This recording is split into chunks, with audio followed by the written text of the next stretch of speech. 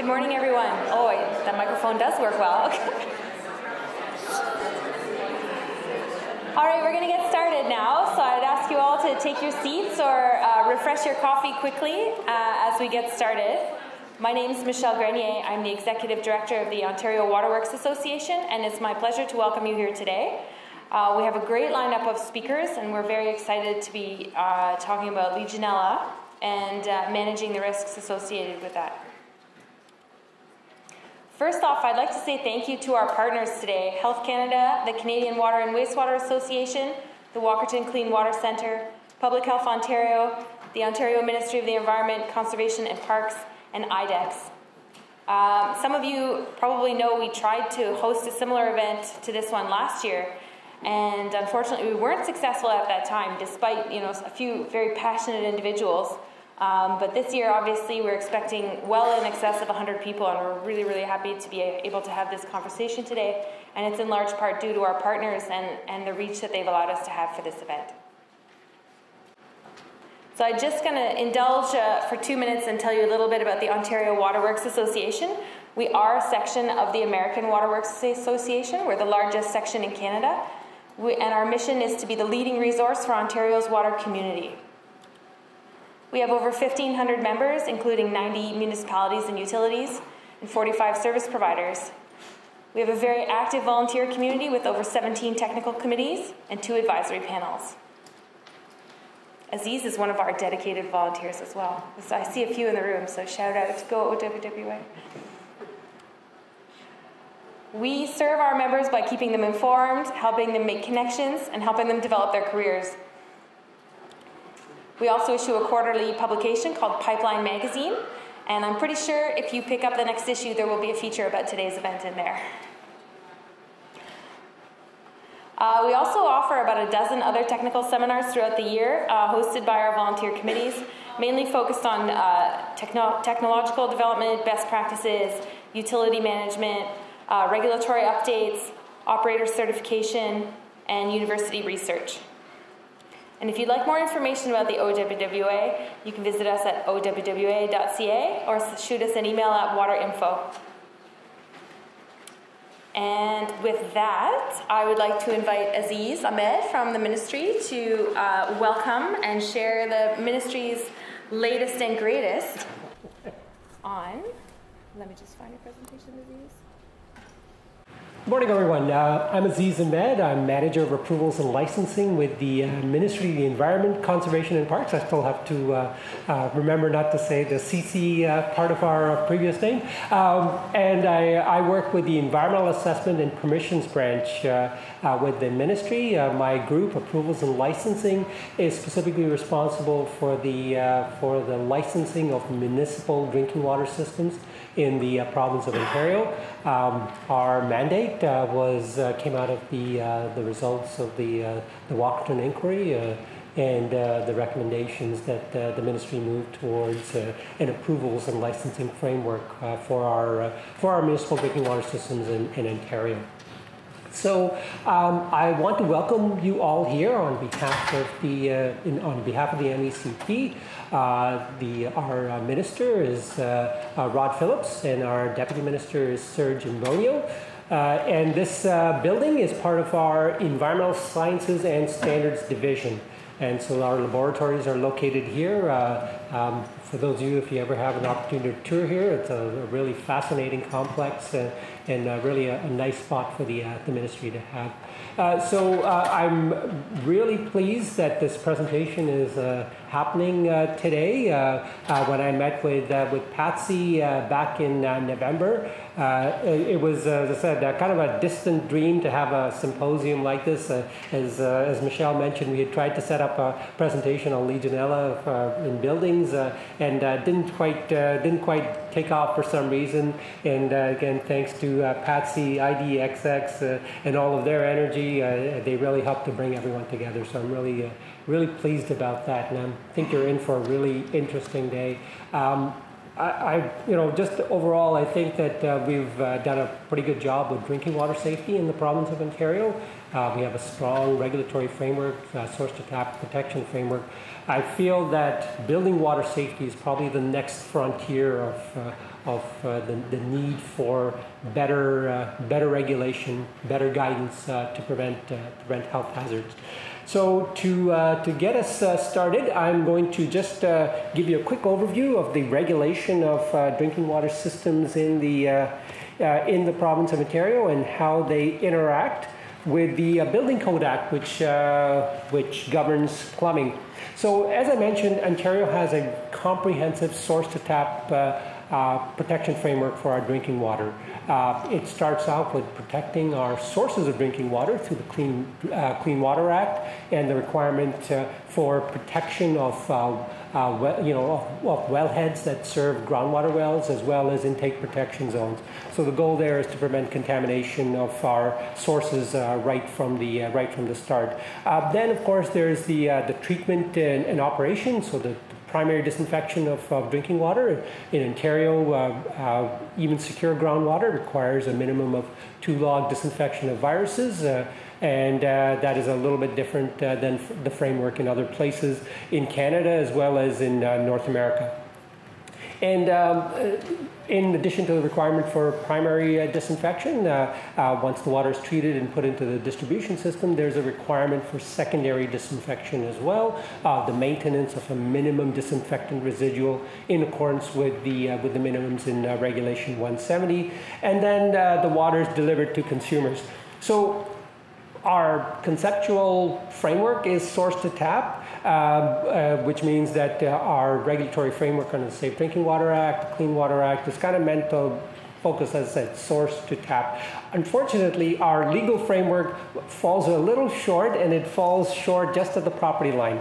And so things that are on private property within buildings themselves are actually regulated under the Building Code Act as plumbing, and that act is administered by the Ministry of Municipal Affairs and Housing.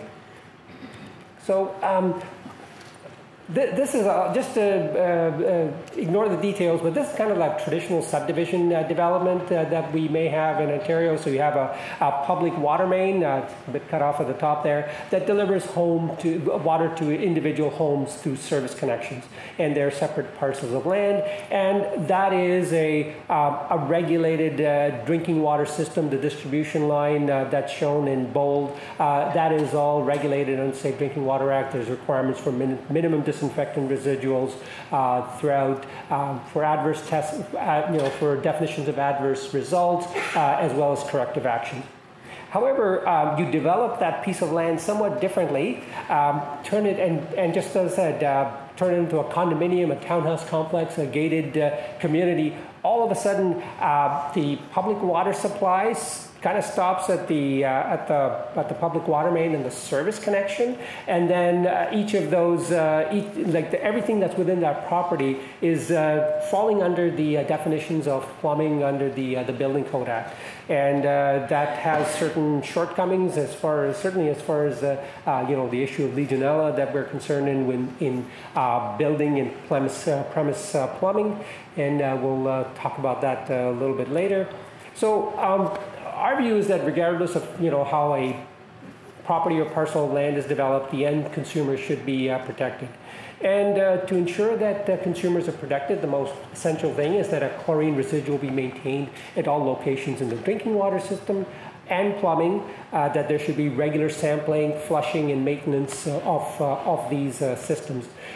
Drinking water systems, of course, things that are connected to the municipal drinking water supply obviously are a much lower risk than systems that have their own well supply or treating their own water and then distributing it. Because municipal drinking water, as I said, is well regulated through a source-to-tap protection framework. There's mandatory annual inspections by the ministry of those types of systems. Municipal drinking water systems, that is, again, that's not the case when it comes to once you get on private property.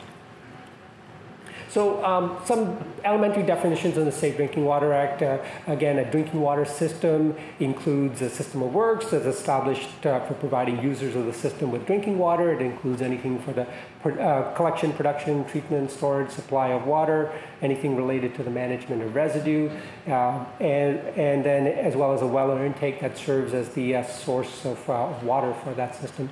So The key thing there is it excludes plumbing. So anything, again, when you get on private property, does not fall under the definition of drinking water systems, and the regulations do not apply. Although, again, there are some things like, there are mechanisms by which if there's inadequate disinfectant residual in plumbing, that if that's indicative of the residual in the distribution system, that can become a defined adverse. And again, plumbing is a system of works that is defined under the Building Code Act, as I mentioned, is administered by our Ministry of Municipal Affairs. And the Building Code Act has a number of definitions. Plumbing means a drainage system, a venting system, a water system. And a water system is a water service pipe, private water supply, water distribution system, and a fire service pipe, or any of them. And again, all of these definitions are there that cover describe the piping that's on a private property or within a building. As well, there's requirements that whenever there's piping on private property outside buildings, that it meet certain requirements, and one of them is that it has to be designed in accordance with the ministry's design guidelines for drinking water systems. And again, a few other definitions. So a major residential development has 6 or more private residences. A large municipal residential system serves more than 100 private residences or more. And then we have this definition of a non-municipal year-round residential system. Again, that's just not owned by municipalities. It can have all the same characteristics as a municipal system, but it's just not owned by one of the definitions of municipality under our Act. And again, it serves a major residential development as above. So again, these are the definitions of a municipal drinking water system. It's owned by a municipality, municipal services board, or it's owned by a corporation under the Municipal Act. And then we have a regulation that basically allows works that are constructed by private developers to basically be included in the definition of a municipal drinking water system right from the point that they're established, regardless of whether the ownership has actually been transferred to the municipality at that point. And then we have Section 5.4 agreements that allow municipalities to enter into agreements to undertake sampling on behalf of another municipality or another non-municipal entity. Again, don't bother with any of the small print here, but it just tells you that there's authority under Regulation 170 for us to recognize these agreements and provide a path for a less burdensome implementation of Regulation 170 for some of our smaller systems where they can come to an agreement with a municipality.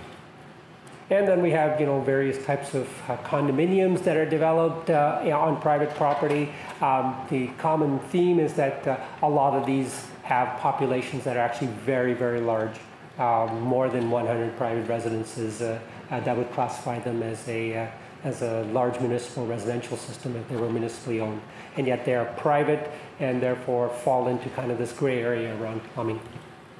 So we have received a number of concerns about the boundaries between the Safe Drinking Water Act requirements and the Building Code Act requirements for plumbing. One is Building Code Act specifically refers to things on property, but yet we don't have a really clear definition of what property means. The property can mean a number of things depending on whether you talk about the Safe Drinking Water Act, the Building Code Act, the Condominium Act. It's really like once you have that conversation with lawyers and you start to get very confused very quickly. There's a potential for water services then for things that are on the Building Code Act to be designed below municipal standards. There can be lack of access, sampling points, etc., by which monitoring of residuals and let's say flushing for the purposes of increasing the disinfectant residual can take place. There's a potential for low chlorine for low chlorine or chloramine residuals, causing drinking water health concerns. There is again also the potential for improper maintenance, flushing, sampling, emergency response. Again, if a municipality were to go onto private property and do something to assist a system that's having problems, there's a potential for municipal liability as well, which makes municipalities really reluctant to go and do work on private property that's not within a right of way. So obviously, if you have a system, like if you have a system of pipes on private property that has bacteriological problems or other microbiological problems, there's a potential for backflow into the municipal system that is a concern. As I mentioned, these are not just some, 5, 6, 10 homes. Some of them are very sizable systems, and yet again they are unregulated. And then for municipalities, the issue is costs. How do they, if they go and help out these systems, how do they recover costs? Who pays for this? From the ministry's point of view, the ministry, our Safe Drinking Water Act is really modeled after traditional subdivision development, where there's like one home on one parcel of land, this act came many years before the Condominium Act, which again has now all these novel development schemes for very large condominium towers on a single property. Municipally owned water mains are part of a regulated system. They have mandatory design requirements, ongoing monitoring, maintenance, disinfection, reporting, and corrective actions where required. The Building Code Act, on the other hand, has requirements for plumbing that relate only to the physical work. So it's only about how those physical works are established and not any sort of ongoing operation. There's no ongoing inspection or monitoring, etc., for chlorine residual that's required. There's as well the Building Code Act. It's administered by the Ministry of Municipal Affairs, and yet its full implementation is the responsibility of what are called chief building officials in municipalities. And so there's the role of the chief building officers in what kind of development takes place. It varies a lot from jurisdiction to jurisdiction. And so, again, what's plumbing in one area may be defined as a drinking water system in the other, and these are all things that the ministry is trying to sort out. So just to wrap things up, the ministry has a very strong framework for delivering safe drinking water. We have a comprehensive regulatory framework. We have the requirement for timely and reliable testing under the regulation, notification of adverse water quality results. We have a licensing system for municipal drinking water, as well as for the laboratories that undertake to analyze samples that are related to drinking water. We have a strong inspections program where ministry inspectors are visiting drinking water system, municipal drinking water systems at least once every year as part of a regulation. We have rigorous enforcement, as I said, of those regulations. We have education and outreach. Source water protection is a major aspect. As well, we have province-wide standards for drinking water, and that's a really important thing. And I'm really pleased that Jim Smith from our Ontario Drinking Water Advisory Council is here. They're responsible for making recommendations to the minister for when new standards should be adopted in the province. So I think there's Health Canada has just made recommendations that our lead standard should be lowered from 10 to 5 micrograms per liter, and I imagine Jim and his council are working very hard to make recommendations to our minister to adopt those in our regulations. So that's it for me. If you have any questions, I'm happy to answer them. As I said, it's not a lot of dry legalese, but kind of sets the stage to, in terms of where the jurisdiction for our various, drinking water systems as well as plumbing resides. So with that, if I'm happy to answer any questions if anybody has them. Thanks, Aziz. Next, I'm going to call on Brian Jobe from the Walkerton Clean Water Centre. Brian is the manager of the Training Institute at the centre, and he's also retiring in August. Yay! He's also a past president of the Ontario Waterworks Association. And beyond that, I will ask him to share a few words about himself. Okay, thank you, Michelle. As you could probably tell already, I've got a bit of a cold. I apologize in advance, and I've got a bum leg at the same time, so maybe not a good time to be retiring after all. Maybe I'll just hang around a bit longer. So I'm kind of wearing two hats today. Actually, first thing I wanted to do was really quick show of hands. Who here is a certified operator? Certified operators, what 10%? And building managers, owners, operators. Just so a handful, okay. And all others. There we go. So we're going to talk about something that's, I would say it's not really new, but it's new to the industry in some respects. And again, they're going to focusing in on Legionnaires' disease. Also wanted to give a shout out to the CWWA. Now, Patsy and I were originally talking earlier, well, late last year, I guess, about putting this together. And Patsy and I both sit on the Drinking Water Quality Committee for the CWWA. And so the mandate's not too far off what the Washington Clean Water Center does. So I'll just point that out quickly. But the CWWA is also helping to sponsor this this seminar today. As Michelle mentioned, I'm the manager of the Training Institute for the Washington Clean Water Center, and actually I'll be retiring at the end of the month, really. I'm only working a few weeks up until August, so it's coming real fast. So as I mentioned, the CWWA, they typically comment on and provide input to and review the federal regulations. So there's federal government regulations and there's provincial government regulations. Actually, the federal government are guidelines as opposed to regulations. So the CWWA typically comments, reviews, provides input and feedback on the guidelines for Canadian drinking water quality, and provides advice and education to members of the CWWA. The Washington Clean Water Center, on the other hand, we exist for the purpose of educating our clients, which are primarily drinking water operators, and helping them with assessing their drinking water treatment risks. Again, I said primarily drinking water treatment operators, but there are a number of other groups that I'll cover off more in a few minutes. So why are we here? What's the significance of Legionella? And again, it's not really new because it was identified in 1976 as causing Legionnaires' disease. And since 1976, there have been reported close to 50 documented cases, outbreaks of Legionella.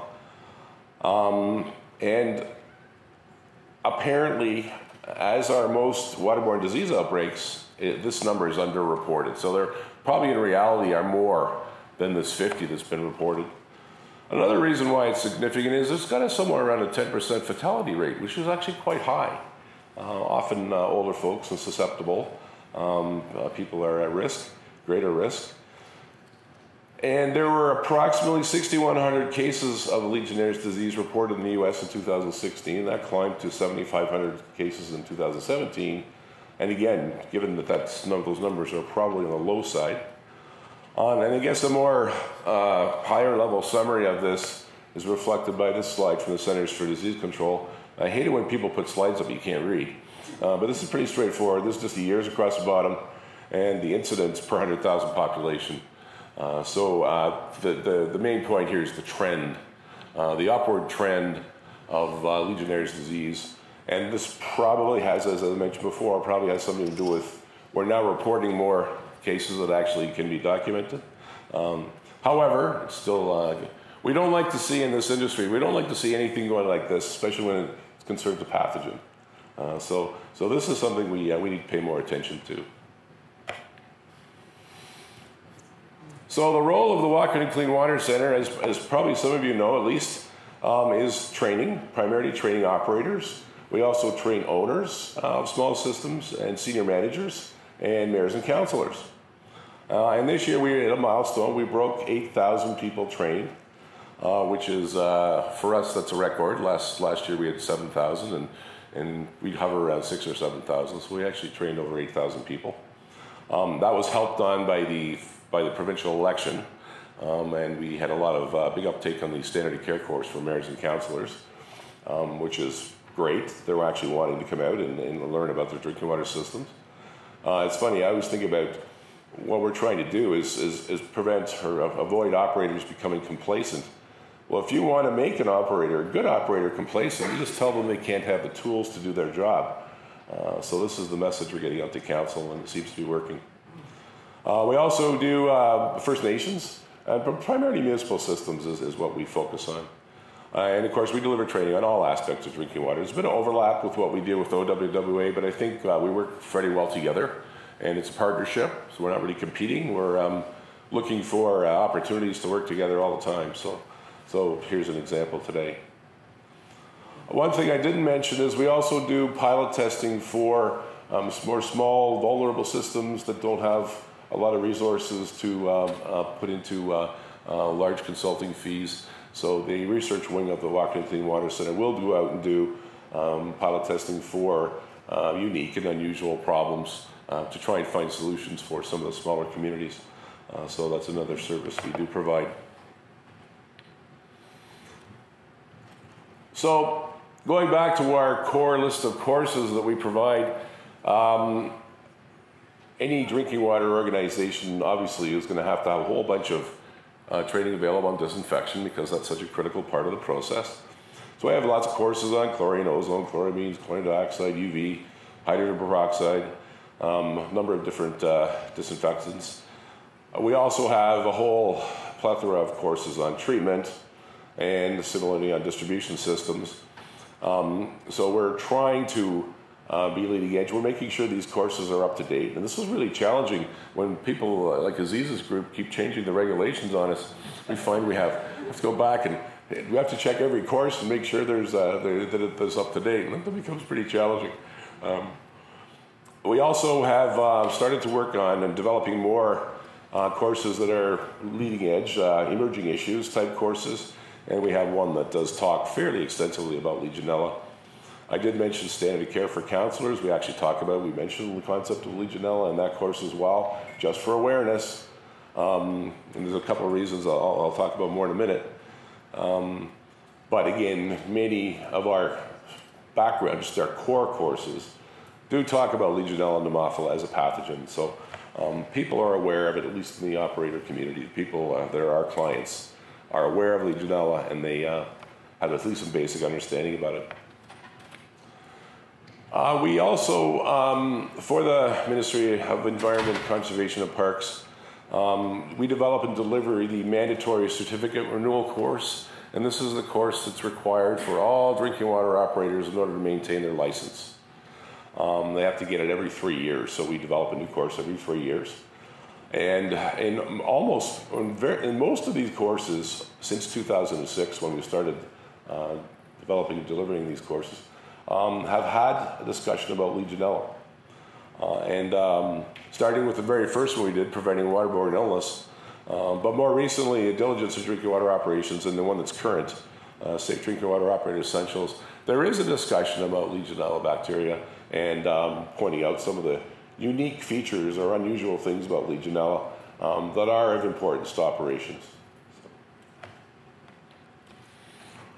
And those unique things, compared to other bacteria that we're used to dealing with, it's looking like Legionella bacteria are more resistant to disinfection than many other bacteria.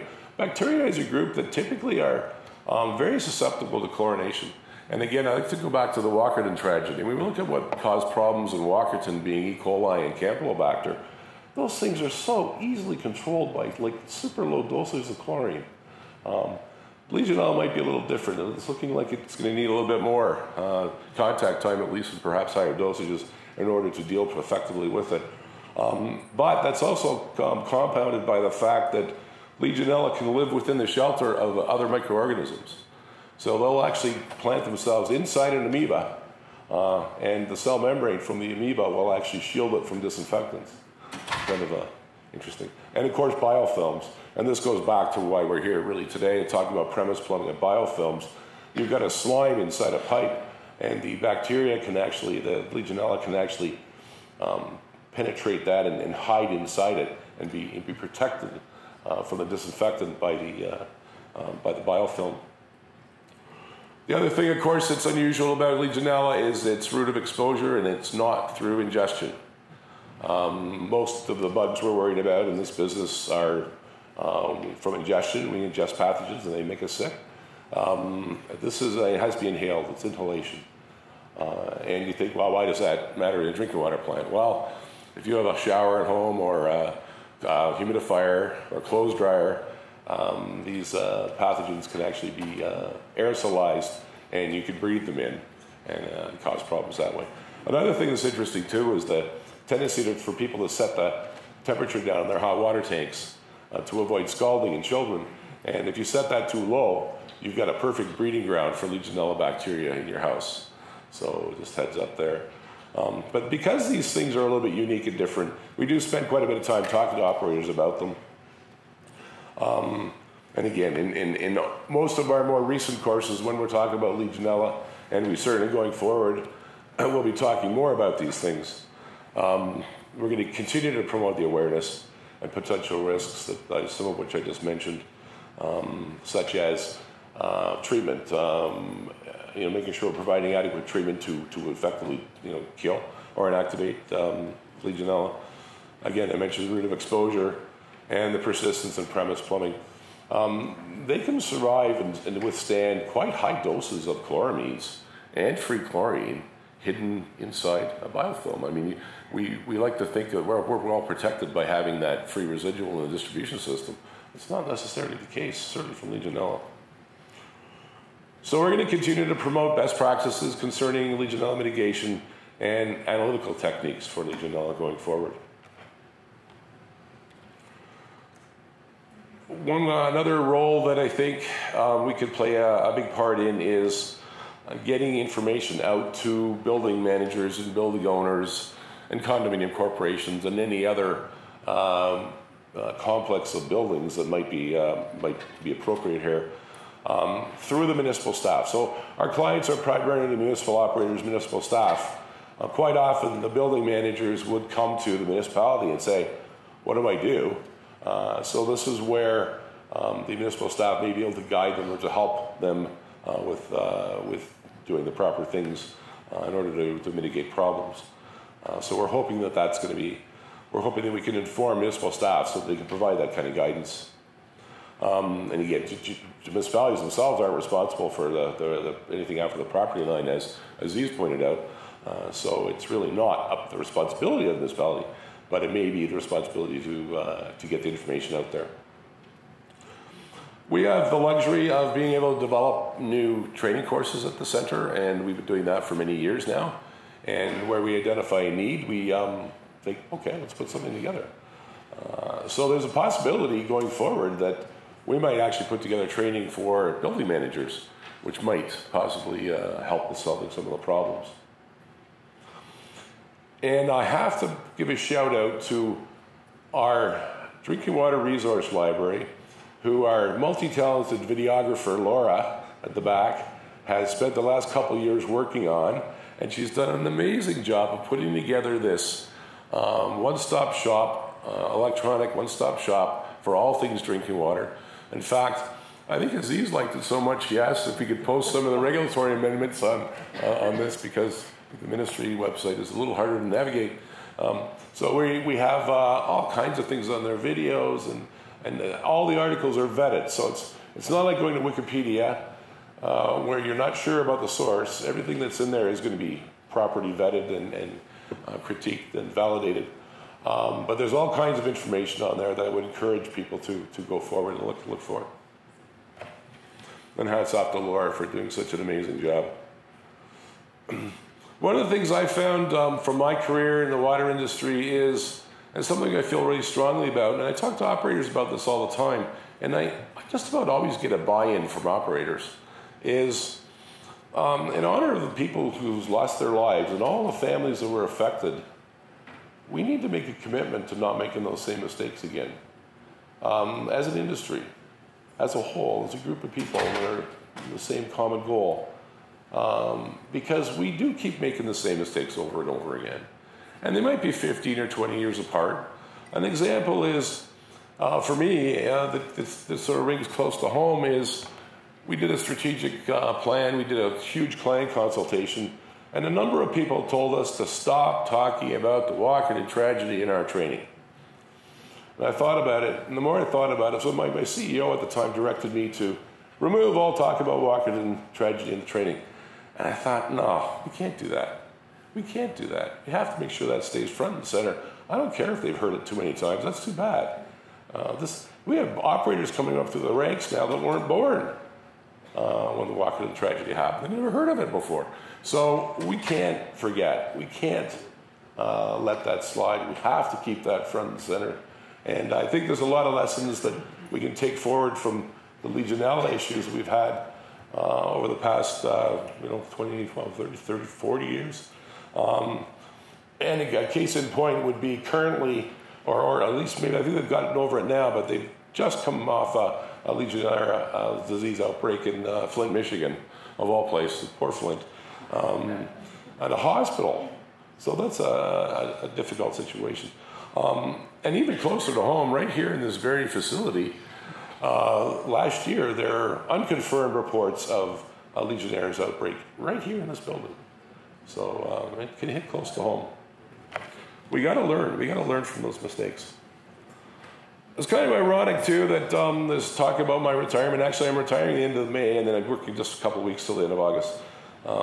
But it's kind of ironic that this is the exact same facility that I was hired 40 years ago. In fact, I was about 3 steps if you go through this wall.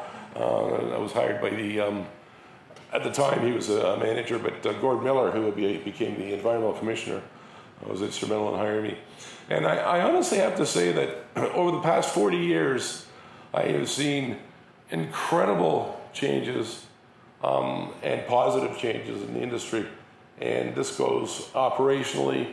The regulations came into play, and I wasn't really in favor so much of the regulations when they first came out in terms of the big boots. But in reality, it's worked, and it's worked very well. And the ministry's position has been to working with people and not against people, and that's gone a long way.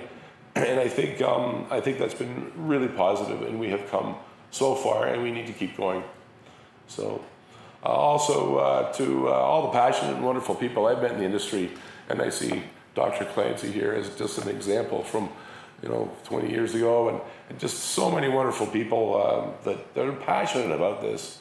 And to me, it's been great, so thank you. And that's all I had to say.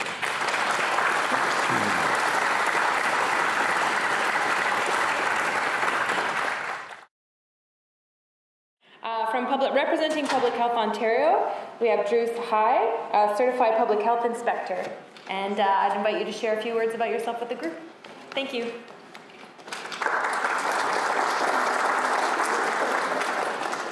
Okay, how do I get my... Oh, sorry. Thank you. So I know we're running ahead of schedule, but I have only 7 slides. That's okay. So that's all right. Okay. One of them is blank, so. Sounds fascinating. It is fascinating. Anyway, my name is Drew Sahai. I work with Public Health Ontario. And how many people have heard of Public Health Ontario? Yay! Everybody's heard of Public Health Ontario. That's fantastic. And I work in the Occupational Environmental Health Department with Public Health Ontario, so I know a lot about PPE and Legionella, and I'm more than happy to answer your question. I have 2 of my colleagues here. So I work in the Occupational Health Department. Maurice, who helped me put together the slides, works in the communicable disease and deals with Legionella outbreaks. And Alana Murphy works at our lab, and she's responsible. When we have an outbreak, all the samples goes to her, and she does the analysis, and she does it brilliantly.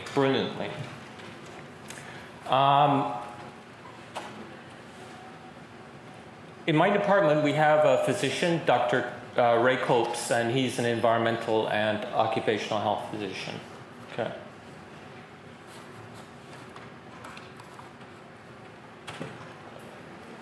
Okay, about my talk is on Public Health Ontario and what we do during outbreaks, or our role during outbreaks. And just a little bit about Public Health Ontario.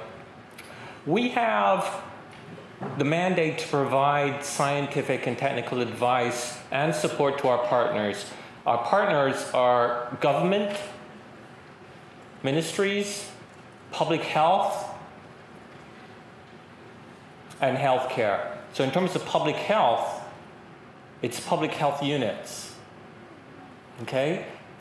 In terms of healthcare, it's long-term care facilities, hospitals. How many people from hospitals here? Eric, brilliant, 2. Long-term care home. Ah, fantastic, fantastic. And not only do we deal with communicable disease outbreaks, but we also have a lot of people that deal with immunization, environmental occupational health, and in terms of air pollution as well, health promotion, which is nutrition, falls, burns, that type of thing. A big portion is our communicable disease section, dealing with infection prevention and control. We also have an IPAC, infection control for hospitals department, and we help educate the health units on how to deal with emergencies. And on one emergency are outbreaks of Legionella or Legionellosis. We have greater than 1,000 employees. One thing I want to mention about Public Health Ontario, we do not set the standards, we inform the standards. If the Ministry of Health comes along and asks us to produce a document on, say they want a regulation on Legionella, they'll come to us and we provide the evidence base, the base for the regulation. So we do all the literature reviews. We have a fantastic library. There isn't a document on Legionella we cannot find, so far anyway. And we inform the ministry and they would put together, based on what we report to them, the regulation. Okay, so our role specifically, our laboratory services. In our laboratory services, we have 11 locations with labs around the province. We have medical microbiologists who are physicians or veterinarians, as the case may be. We have MD medical clinicians, and we have laboratory leads, and Alana is our laboratory lead. We provide testing and diagnosis, help diagnose, clinical expertise to support the diagnosis of Legionellosis. We coordinate all the clinical and environmental samples, the testing, and the purpose of doing the testing on both clinical and environmental is to get a genetic match so that we can identify the source of exposure and help the health units control the exposure and prevent any additional cases. In the communicable disease section, we have public health physicians, we have a CD consultant, and we have epidemiologists. And we have a lot of data on Legionellosis, and let me just, off the top of my head, and Maurice, correct me if I'm wrong, just give you some Canadian statistics or Ontario statistics.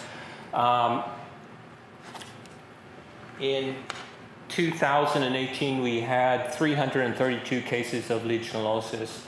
And our trend is a bit different than the United States. Our trend actually sort of peaked in 2013, went down, and it's back now up to 2013 levels. So it hasn't been a trend up, but lately it's been going back up. In 2013, there were 264 cases of Legionellosis. What percentage do you think were hospitalized? Anybody want to take a guess? 85%. 85%. Who said 85%? That's absolutely right. 83.7% were hospitalized. How many were admitted to intensive care? 20%. 20% intensive care. How many died? 1 out of 4. 10%, same as the United States. However, the 10% is an average, right? If you're in a hospital and you get Legionnaires' disease, your chances of dying is 1 1/4, right? It's 25%, right? So this is why it's so important that we control Legionella in our water systems. Okay, who has the authority under the Health Promotion Protection Act to declare an outbreak for Legionella, for Legionellosis? The medical officer of health, right on. So the medical officer of health, based on our testing, will get all the information, declare an outbreak, and we, Public Health Ontario, supports the medical officer of health. I just wanted to, Legionellosis is a reportable disease under the Health Promotion and Protection Act. I don't know why I missed out this slide. And I mentioned two documents here in particular, and I'll come back to why they're important documents for this audience anyway. It's the infectious disease protocols, and there are two documents, Appendix A and Appendix B. And Appendix A tells you how to manage an outbreak, and specifically written for health units or the medical officer of health, right? And Appendix B goes into the definition of what a Legionella or Legionellosis is, right? Because there are different types of, you have presumptive cases, confirmed cases, and suspected cases, right? So it's important to have a really good definition, and based on that definition and the number of cases, the medical officer of health will do the outbreak announcement if there is an outbreak, and we support that medical officer of health. Okay. This slide is the only slide that you have to know about. Oh, it's blank, right? For the whole day, this is the slide. Okay, right. So I just want to go through in picture form how an outbreak occurs and our role and the public health unit's role in the outbreak. And it's really, really good, I think, anyway. So we have susceptible individuals exposed to a source, right? And this is from the CDC. So we have the plumbing, we have fountains, we have hot tubs, and we have cooling towers, right? All sources of Legionella. It's inhaled, as Brian mentioned. However, it can be aspirated through ingestion into the lungs, and you can develop Legionella that way as well. And it's not only waterborne, it can be in the soil, right? It can be in the soil. And when you're watering the soil, it splatters up, you can inhale it, and you can get Legionella as well, right? So it's important. So aspiration and inhalation, the main ones, right? So we have our susceptible individuals being exposed, mainly through inhalation and aspiration, and they get sick, right? And they go to the hospital, and the clinician suspects Legionellosis, so they do a sample collection, urine and lower respiratory tract, right? First is the urine, though. Hospitals will do the urine. Why? It's really quick, and it's non-invasive, right? And then they send the samples to our lab in Toronto, and Alana gets it, and we do our lab analysis. We do a urine antigen test, and we test the urine for Legionella pneumophilia serogroup 1. That's the only thing it detects. That's the only type of Legionella it detects, right? And that's the most, to be honest, that is 85% of the cases caused by that organism, right? 86% in Ontario, right? But it can be negative, right? And if the patient or the case is still showing signs of pneumonia, right, we might want to do a sputum sample and test it, right? We'll test it PCR, which is a DNA analysis, and that detects all Legionella, right? And it doesn't tell you a type of Legionella, it just says Legionella is present, right? And therefore, we then go on to do culturing, right? Why is culturing so important? Why do we have to do culturing?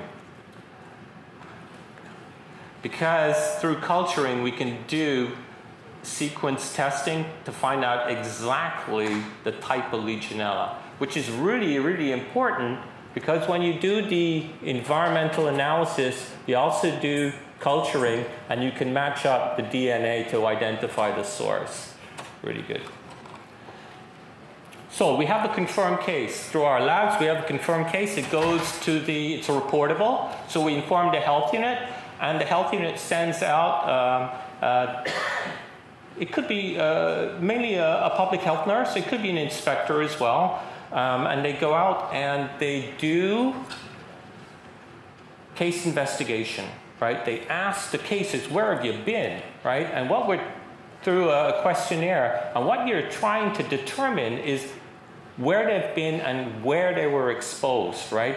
And if you have 10 cases and they all visited the fountain or exposed to the fountain or were in a premise or a condominium all on the same floor served by one tank, you can narrow it down to a particular source, right? So through the investigation, the public health nurse or the public health inspector will potentially identify sources, right? And the public health inspector will then go out and do some swabbing or take water samples, right? From the various sources. In this situation, let's say the cases were exposed to a cooling tower, a fountain, a hot tub, and a shower, or the building premise, right? So the inspector will take samples and water samples and swabs from these sources.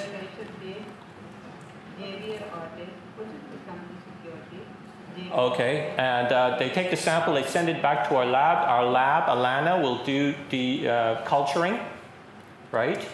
And we try and get a genetic match. I think I'm going.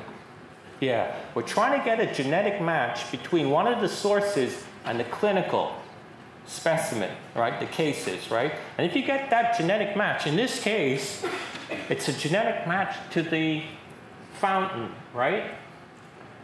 That's a fountain in a hospital, let's say, and they're exposed, genetic match. We've identified the source. And then we have the medical officer of health will order. Okay, so we've identified the source. We have to, the medical officer will require it to be remediated, and you will learn about this all today, I'm sure, and how to prevent it from occurring again. A brief sample, send it back to the lab, it's clean, good to go. Okay, long-term prevention. Okay, the medical officer, well, before you get to that, the medical officer of health will determine, he determines the beginning of the investigation, he determines the end of the investigation, and he determines the end based on identifying the source, preventing further exposure through remedial action. It might be heat or chlorination, or superchlorination and superheating to get rid of the Legionella, and no new cases linked to the source, right? Declares the outbreak over, right? But we have to prevent this from occurring again, right? So you need a long-term plan, and this is why you're all here today, I'm sure, is to learn about producing these plans, and you will learn about it. But remember I talked about the infectious disease protocols, right? Appendix A, right? Now, how many people knew that in that appendix, there's this little section there that recommends that you use the ASHRAE standard for preventing Legionella? How many people knew that?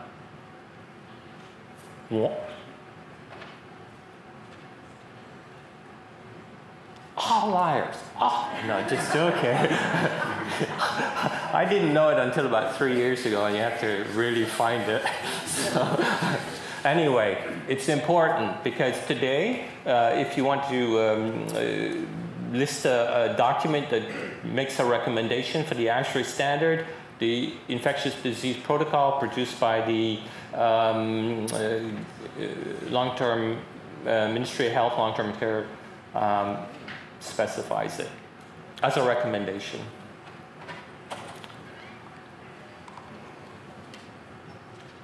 Okay, another part of what, and I just want to fill in the 2 minute here. Another part of what Public Health Ontario does is that we do education, right? And we do have Legionella workshops. We've been right across the province, I think, 5 or 6 or 7 of them. And how many people have been to one of our workshops? No, nobody. Oh, excellent, excellent, brilliant. So that's a good. That's an important part, is that we provide the skills to our public health unit so that it can do the investigations. Are there any questions?